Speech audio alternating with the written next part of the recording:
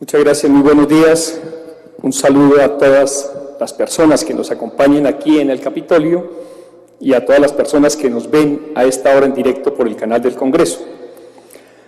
Antes de comenzar, yo quiero hacer un reconocimiento a la labor de 3 congresistas que se han puesto a fondo la camiseta por la paz en Colombia. En primer lugar, Ángela María Robledo, representante a la Cámara del Partido Verde, que creo que el color es mucho más amplio porque representa todo el arco iris de la construcción de la paz en el país.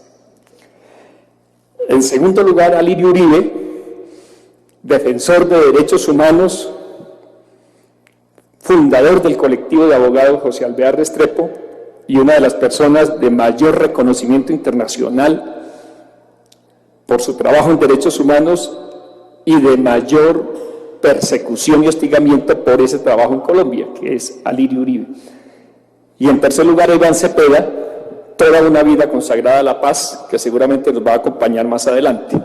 Ustedes 3 han logrado sacar del debate del Congreso, en el Congreso, la discusión de la paz. Y lo han hecho en el territorio, y lo han hecho aquí, y lo están haciendo en función de una paz que se hace con derechos. Así que yo quiero que la ciudadanía, los televidentes, sepan que hay 3 parlamentarios, congresistas, líderes de la paz que se merecen un gran aplauso.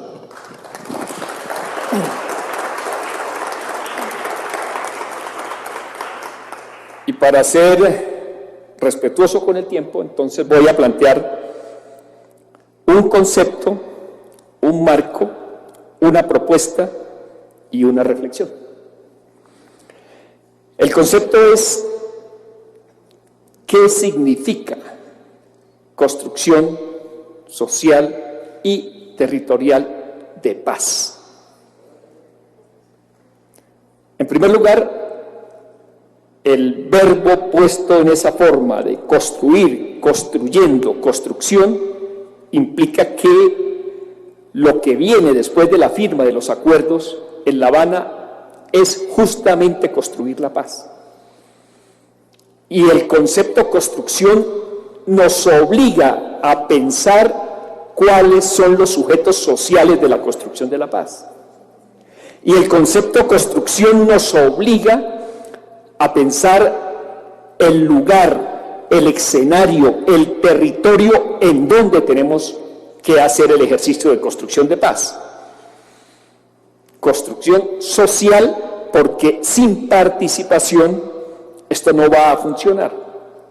Y la participación es un concepto muy difícil en una Colombia segregada socialmente, en una Colombia excluida económica, social y culturalmente, o en una Colombia segregada políticamente con manifestaciones de corrupción y ausencia de libertades. Quiere decir que construcción social es todo un concepto que tenemos que abordar desde la realidad de Colombia. Y estamos hablando de construcción social y territorial, porque la paz que se está concibiendo en La Habana no se puede concebir como una paz nacional. Y podemos revisar todas las historias de los procesos de paz desde que terminó la guerra de los 1000 días hasta los del Frente Nacional para entender que a cada proceso de paz ha seguido una nueva guerra, porque no han habido, paralelo a los procesos de paz, procesos de descentralización, reivindicación del territorio e identificación de sujetos sociales que son llamados a construir lo que se llama, lo que hablamos de paz.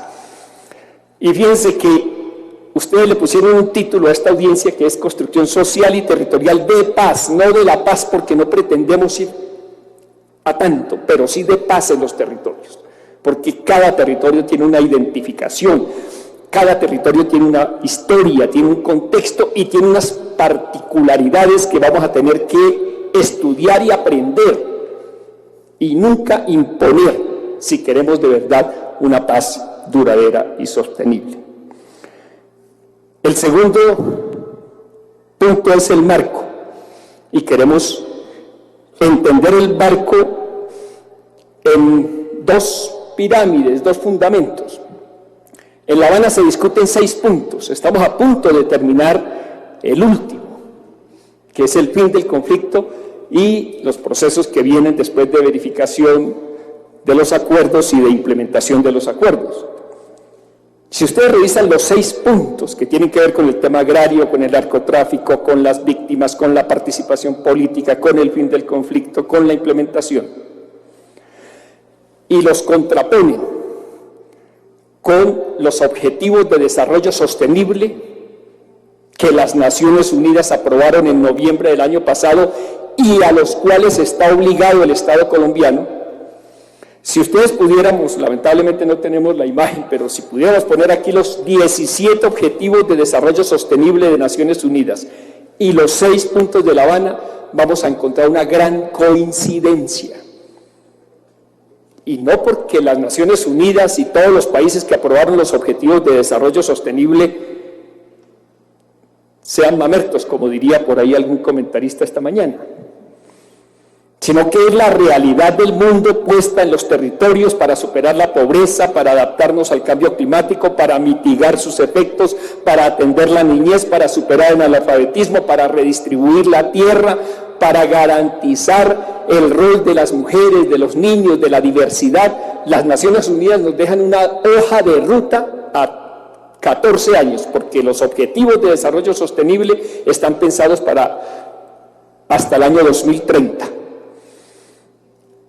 Así no hubiera proceso de paz, así no se firmara en La Habana un acuerdo de paz, tenemos que cumplir los objetivos de desarrollo sostenible, y los objetivos de desarrollo sostenible nos dan la posibilidad de crear las condiciones que nos permitan construir la paz en los territorios de Colombia. Lo que pasa es que ahora, con el proceso de paz y los 6 puntos de La Habana que están pensados para implementarse en los próximos 15 años o 20 años, podemos tener una extraordinaria forma de trabajar los temas de la paz en el marco de los objetivos de desarrollo sostenible. Así que yo invito a que revisemos los 17 puntos de los objetivos a los cuales está obligado el Estado colombiano y los ponemos en los territorios con relación a lo que se está aprobando en La Habana, y creo que vamos a tener un buen marco para avanzar en los temas de la paz. El otro punto es una advertencia, que es una preocupación. Podemos firmar el fin de la guerra en La Habana, qué bueno que se logre el fin de la guerra. Podemos iniciar el proceso de construcción de paz en los territorios, pero hay un enemigo potencial que se identifica cada vez más en los territorios, en las regiones y en el país, y que no nos va a dejar construir la paz que queremos. Se llama la corrupción. La preocupación que tenemos en varios departamentos, pero es en general en la nación, es que los modelos de clientelismo, de apropiación de lo público por parte de agentes privados, el robo del erario, las formas múltiples de corrupción siguen vigentes. Y el proceso de paz puede ser el mejor. Incluso la aplicación de los objetivos de desarrollo sostenible puede ser una gran vía, pero si los recursos se los roban, no vamos a poder construir la paz en los territorios. ¿O ustedes creen que con el marco institucional que tenemos en departamentos como La Guajira, el Chocó y Córdoba, y con las formas reiteradas de corrupción denunciadas e investigadas, muchas veces en medio de la impunidad, podemos lograr resolver este tema de la paz en el territorio? Estuvimos recientemente en el municipio de Valencia, un municipio epicentro del conflicto armado, y ahí hay un puente que es un monumento a la desidia, a la corrupción, que ya a los habitantes de Valencia les causa casi que risa cuando llegan unos y otros gobernantes de los últimos 20 años a decir que Valencia va a tener un puente. Ahí está, se lo han robado 3, 4 veces. Y preguntaba a la gente en Valencia, ¿qué paz vamos a poder construir si no hemos sido capaces de construir un puente?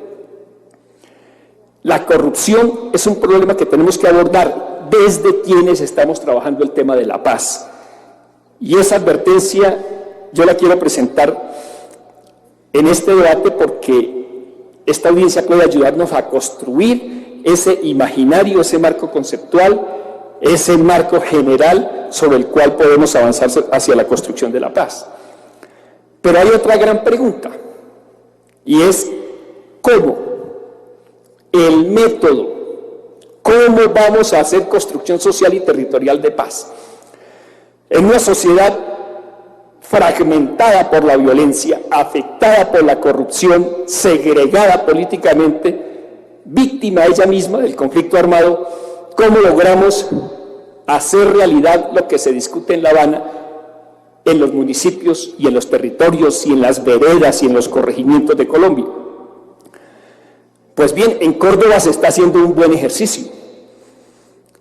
Y el exponente de ese ejercicio es el alcalde de Tierra Alta, aquí presente, quien nos va a comentar cómo logra un alcalde víctima del conflicto, que su padre fue secuestrado por las FARC, y quiero reconocerle, alcalde, que usted acaba de abrazarse con el guerrillero que perpetró ese secuestro, creo que fue ayer, en otro ejemplo de reconciliación.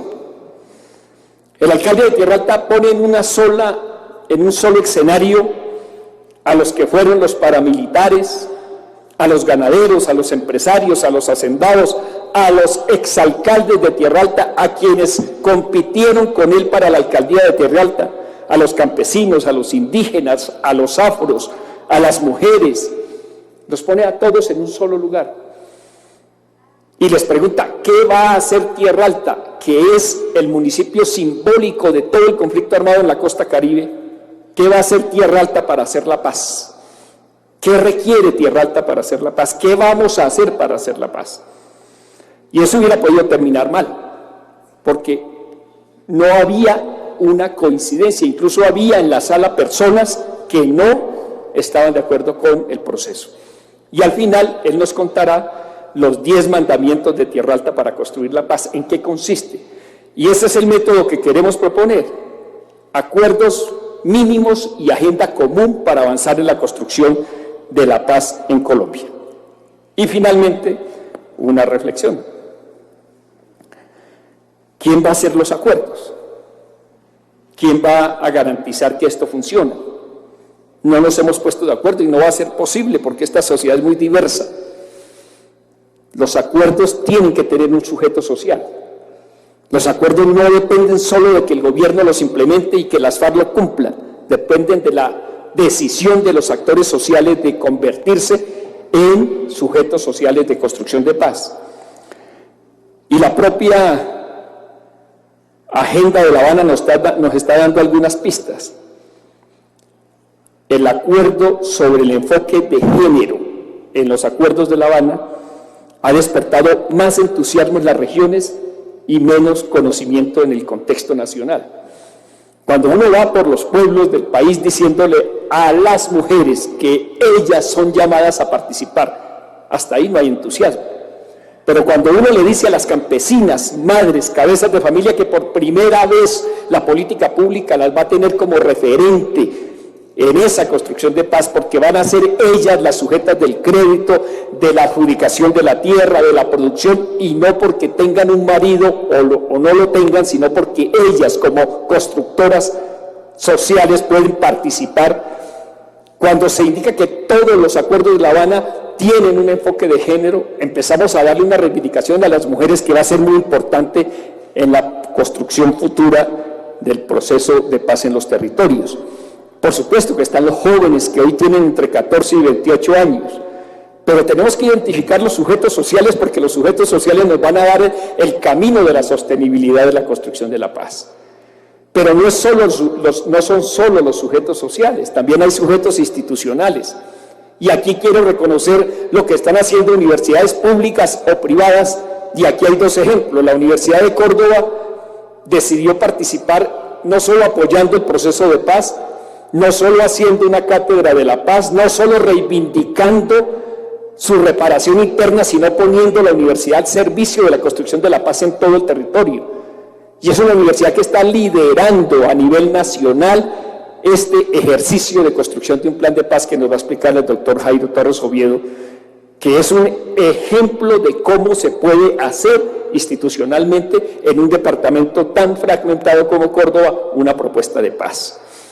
Pero también hay universidades privadas, que es el caso de Sucre. Aquí está el doctor Jorge Ganón Robles, que fue exalcalde de Montería y que ha sido un líder en la costa Caribe y él está conduciendo desde una universidad que se llama SECAR, desde las víctimas, desde el territorio, desde la soberanía alimentaria, una propuesta que el país debe conocer. Así que se está trabajando en los territorios, se está haciendo paz en los territorios, y eso no depende de La Habana, pero La Habana le va a dar un dinamismo y una fuerza a este ejercicio de construcción de paz que yo quiero saludar aquí en esta audiencia del Congreso, agradeciéndoles a ustedes su atención y su presencia.